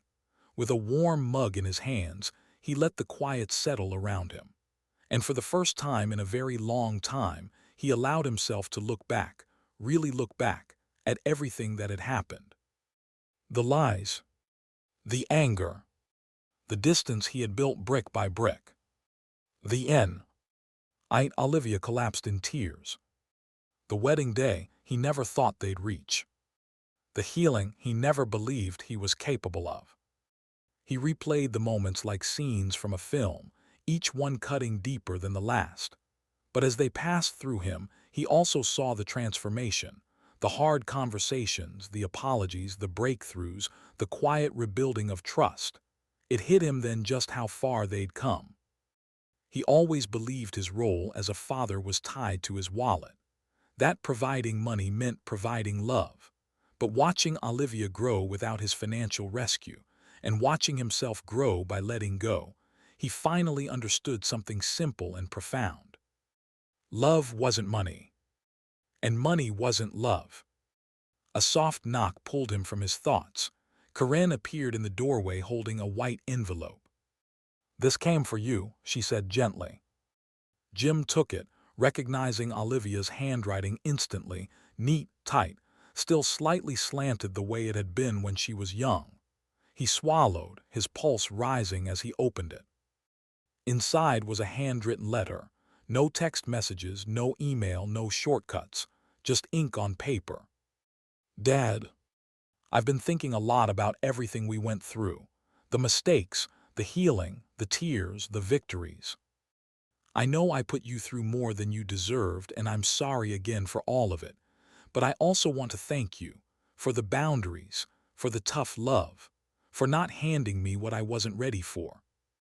You didn't just help me become independent, you helped me grow into someone I'm proud of.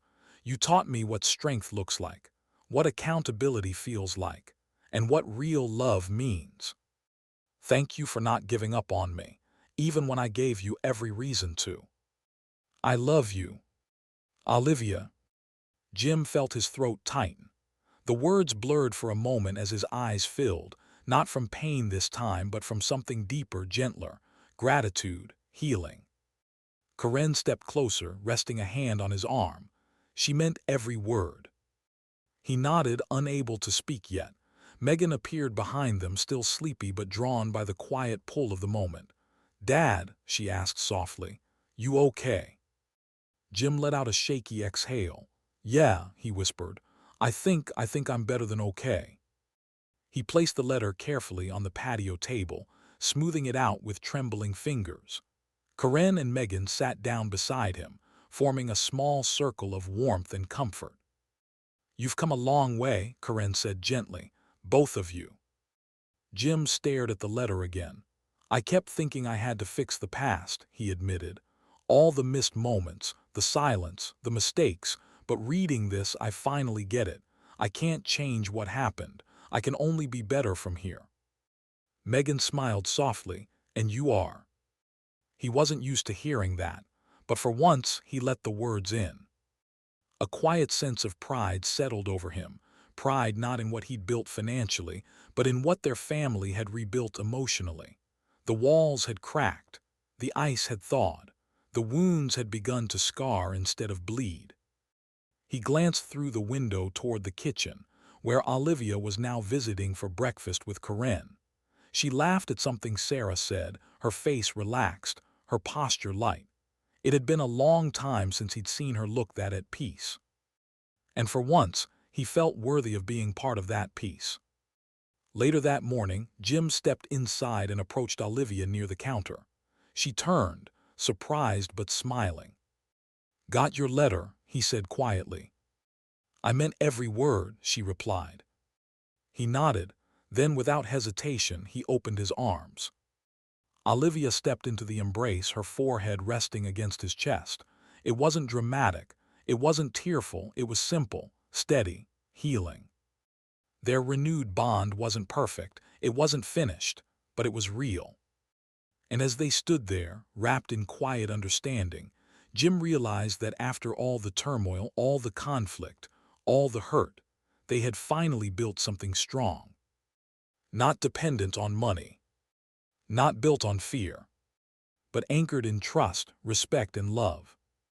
A new beginning, a new chapter, and a peace he never thought he would feel again. The late afternoon sun dipped low over Beverly Hills, casting a warm amber glow across the tree-lined streets.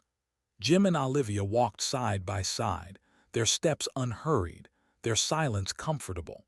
This walk had become something of a tradition in recent weeks, a quiet ritual they shared when words weren't enough, or when words needed space to form.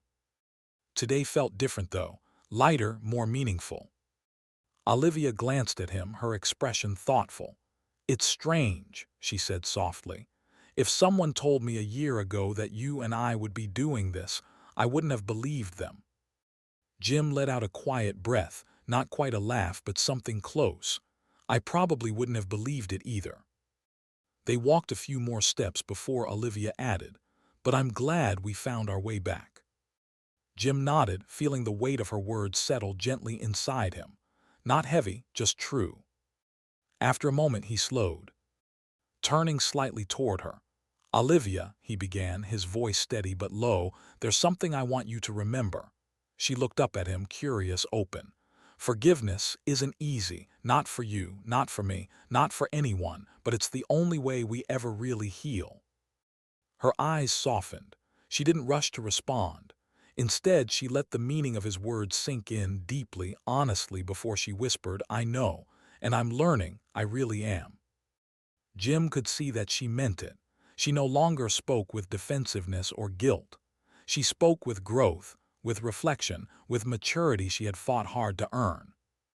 They continued their walk, passing trimmed hedges and gated estates, but neither of them paid attention to the wealth surrounding them.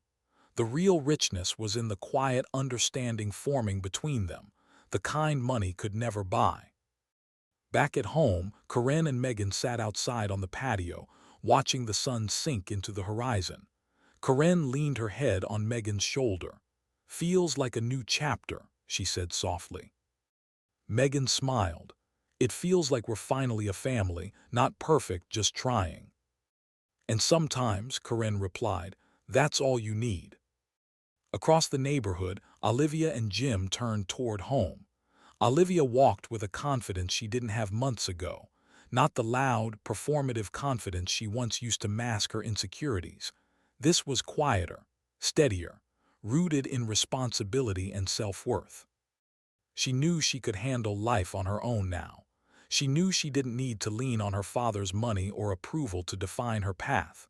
But she also knew, finally, that his support didn't diminish her strength. It reinforced it.